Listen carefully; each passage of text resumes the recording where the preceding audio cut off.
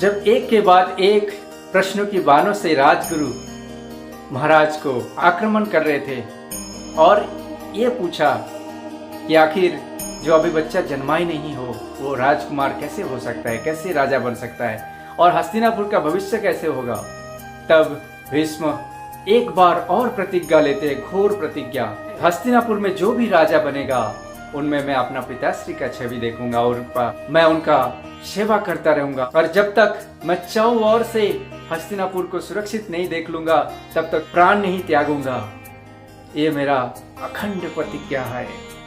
महाराज शांतनु पधार रहे हैं।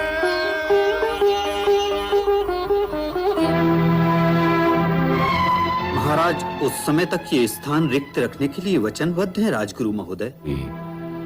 आपत्ति राजगुरु। और ये वचन किसने दिया महामंत्री?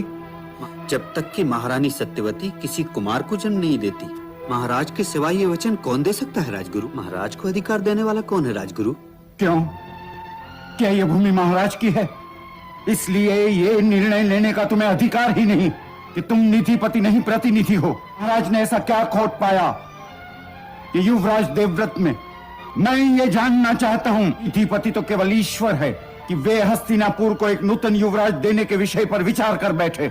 महाराज ने उस राजकुमार में ऐसा कौन सा गुण देख लिया? मैं ये जानना चाहता हूँ जो अभी तक गर्भ में भी नहीं आया है। प्रजा को राजा से ये प्रश्न करने का अधिकार है राजगुरु। प्रजा को राजा से कोई भी प्रश्न करने का अधिकार है। मुझे उत्तर नहीं, न्याय चाहिए युवराज कुमार। मैं केवल साक्षी होता है। कर्म की बात कीजिए, समय की बात मत कीजिए राजगुरु। क्या ये सत्य नहीं राजगुरु? हम अपने कर्मों के स्वयं उत्तरदायी भी होते हैं, क्योंकि कर्म स्वयं हमारे अपने होते हैं। अवश्य, यही सत्य है युवराज कुमार। महाराज ने तो दासराज या महारानी को कोई वचन ही नहीं दिया, तो फिर आप मेरे कर्मों के लिए महाराज को कैसे उत्तरदायी मान सकते हैं राजगुरु? उन्होंने तो दासराज से यह कहकर कि वो मुझे युवराज बना चुके हैं, अपने कर्तव्य का पालन कर लिया था। दासराज को यह वचन मैंने दिया था राजगुरु।